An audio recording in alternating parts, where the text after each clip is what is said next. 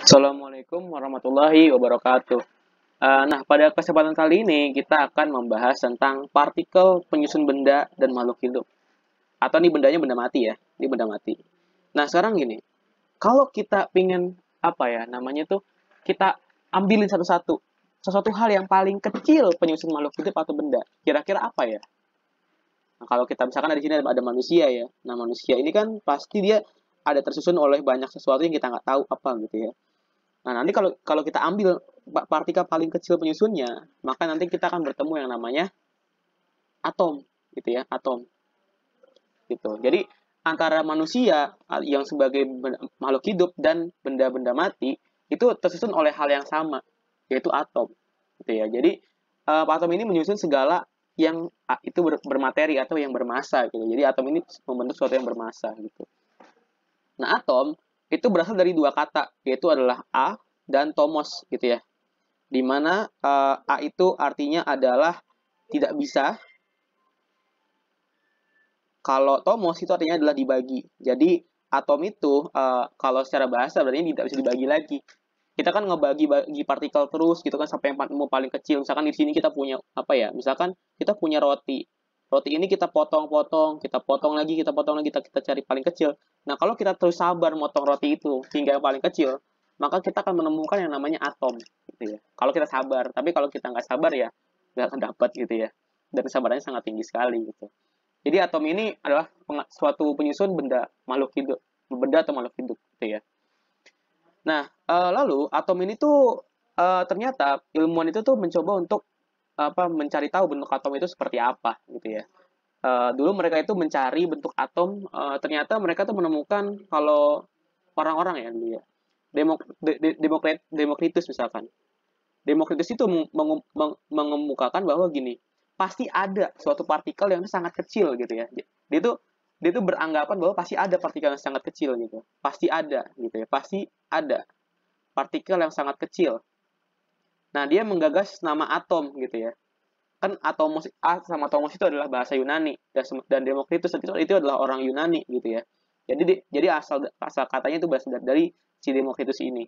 Lalu itu disempurnakan lagi oleh yang namanya si Dalton, ya, John Dalton atau orang-orang ini orang Inggris dia nih. Nah, si Dalton itu menemukan bahwa iya setiap benda itu ada partikel yang paling kecil gitu ya, namanya atom gitu. Dia udah memastikan gitu. Ini kan cuma anggapan, ini kan cuma teori. Kalau ini dia tuh udah beneran gitu. Ada bentuknya bulat gitu ya. Ini Dalton gitu ya. Terus nggak puas dengan hasil ini, ada lagi orang Inggris namanya J.J. Thomson, gitu ya. J.J. Thomson, J.J. Thomson. Itu mengumumkakan bahwa, tar dulu sebentar, atom itu terdiri dari dua dua muatan yaitu positif dan negatif gitu ya. Dimana nanti bola positif gitu ya itu akan diisi oleh yang namanya negatif negatif negatif gitu. Jadi banyak banget partikel-partikel negatif di antara partikel-partikel positif gitu ya. Jadi sini kalau di sini ada partikel positif, nanti di sini ada partikel negatif, partikel negatif, partikel negatif. Nah, kata dia bentuknya itu seperti kue kismis, tahu nggak kalian? Atau misalkan pernah nggak kalian beli apa ya? Misalkan Good Time atau misalkan ya cookies-cookies kayak gitu kan bentuknya kayak gini ya. Nah, bayangin kayak gitu. Nah, kue yang kalian makan gitu ya, kue yang kalian makan gitu ya, itu dia itu positifnya. Sementara nanti yang kalian choco chipsnya itu ya, nah itu dia itu menjadi apa namanya itu partikel negatifnya atau kita kenal namanya elektron gitu ya. Sini elektron, di sini adalah proton. Nah, tapi ini dibantah lagi nih sama Rutherford gitu ya, sama si Rutherford. Nah, si Rutherford ini mengumumkan bahwa enggak begitu gitu ya, enggak begitu. Ternyata dia menemukan yang lebih benar lagi. Dia tuh begini kata dia. Kalau kata Rutherford, Rutherford tuh bilang gini, atom itu nggak begini bentuknya gitu. Walaupun dia nggak menyalahkan bahwa atom itu memiliki partikel positif dan partikel negatif. Dia nggak menyalahkan itu. Tapi menurut Rutherford, jadi ada partikel positif bergabung sama partikel netral yang itu nggak positif nggak negatif. Lalu dikelilingi oleh namanya elektron gitu ya, dikelilingi oleh namanya elektron gitu, atau yang bagian negatifnya. Jadi di sini ada positif ditambahin netral, di sini ada yang namanya bulat di sini ada orbit-orbit namanya elektron gitu ya, yang negatif di luarnya gitu gitu. Di sini ada elektron dan lain sebagainya gitu. Lalu si Bohr gitu ya. Jadi ternyata tuh apa ya namanya? Suatu benda itu memiliki atom. Nah, tiap atom itu berbeda-beda ya. Jadi tiap unsur itu memiliki atom yang berbeda-beda. Eh, Kenapa atomnya berbeda gitu ya? Karena jumlah protonnya berbeda, jumlah elektronnya berbeda, dan jumlah neutronnya berbeda gitu ya.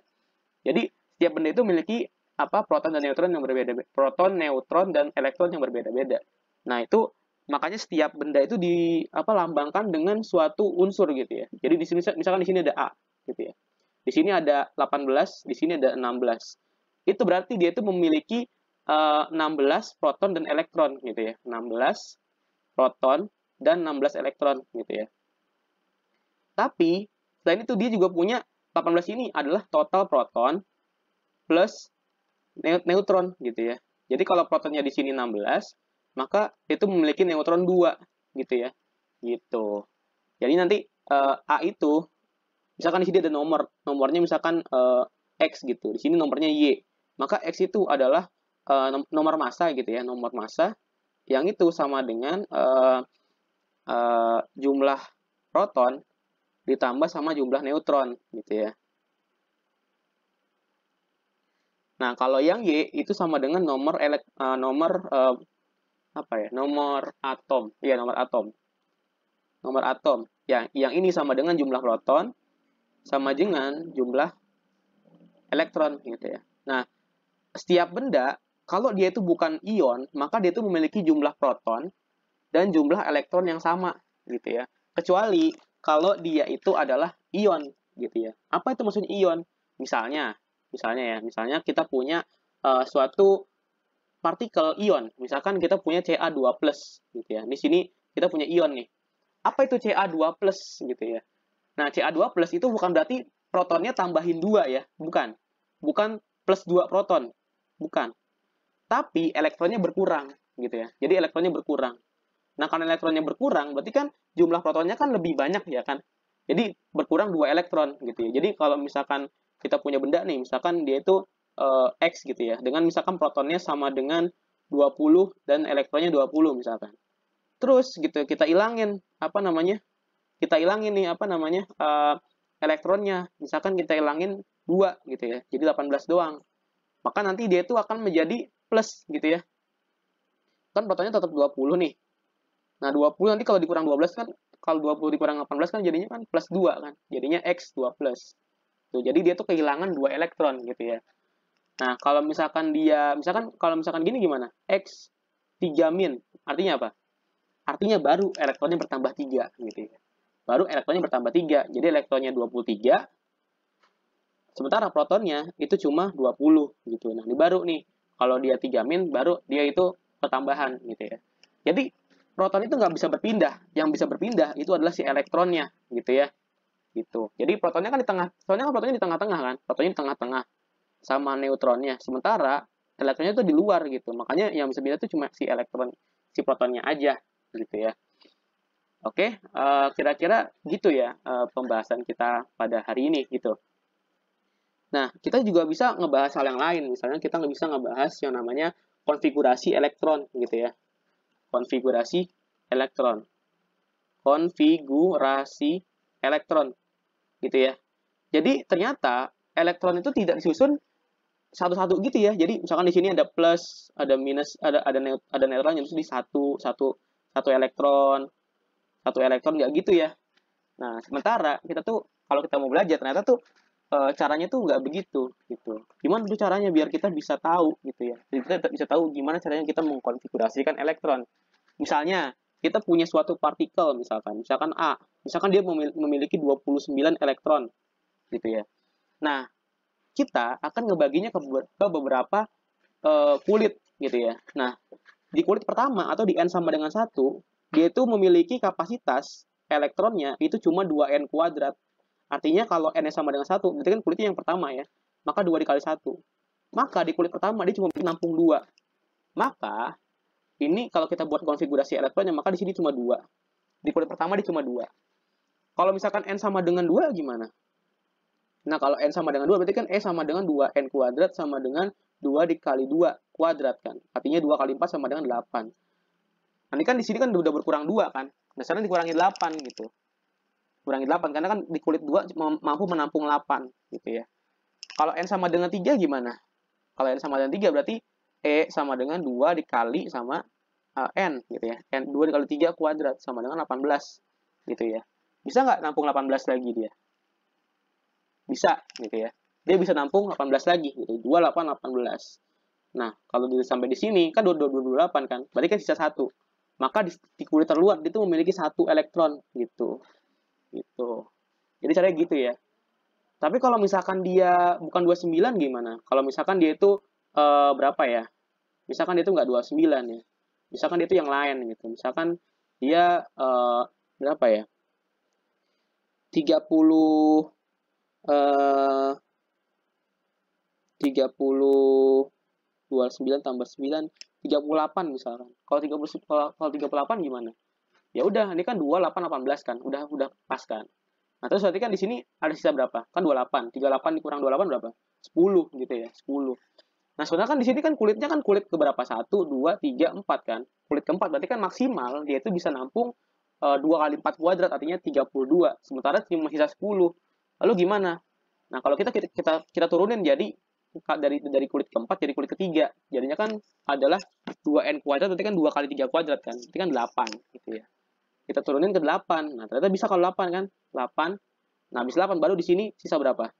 Sisa 2 gitu. Jadi 2 8 18 8 2 gitu. Gitu misalkan gitu ya. Nah, itu adalah cara supaya kita bisa mencari apa namanya tuh konfigurasi suatu elektron gitu ya, dari suatu unsur gitu. Caranya adalah kita tahu bahwa setiap kulit itu memiliki maksimal jumlah elektron itu adalah 2n kuadrat gitu. Jadi E sama dengan 2n kuadrat gitu. Misalkan apalagi? Misalkan nih kita punya unsur lagi, misalkan unsurnya itu 16 gitu ya, 16. Misalkan A gitu ya. Berapa di sini nih? Gimana caranya kita bikinnya? Ya udah, pertama kan kalau kulit pertama, ini ada kulit pertama ya. Itu kan berarti kan 2 kan. Karena kan kalau kulitnya pertama, maka nanti elektron yang bisa ditampung itu adalah 2n kuadrat. Jadinya adalah 2 dikali 1 kuadrat gitu ya, sama dengan 2. Nah, sisa 14 kan. Nah, bisa nanti kalau n sama dengan 2, maka elektron yang bisa ditampung itu adalah 2 dikali 2 kuadrat. Artinya adalah 8 gitu ya. Maka di sini ada 8. Sisa 6. Kan kalau n sama dengan 3 kan maksimalnya dia itu bisa nampung berapa? 2 dikali 3 kuadrat. 18. Nah, masih masuk ya. Berarti kita nggak usah buat lagi. Jadinya ya udah di sini tulis 6 aja. Udah selesai gitu. 286 gitu. Selesai. Nah, ini adalah cara Bohr. Cara Bohr untuk mengelompokkan elektron gitu ya. Cara dia untuk membuat konfigurasi elektron. Sebetulnya nanti ada konfigurasi elektron yang lebih akurat. Cuma kita nggak belajar itu karena itu lebih kompleks ya, akan makan banyak waktu. Kira-kira di sini aja sih, kalau sampai di sini ya kira-kira udah paham gitu. Gitu ya. Oke, sampai di sini aja. Assalamualaikum warahmatullahi wabarakatuh.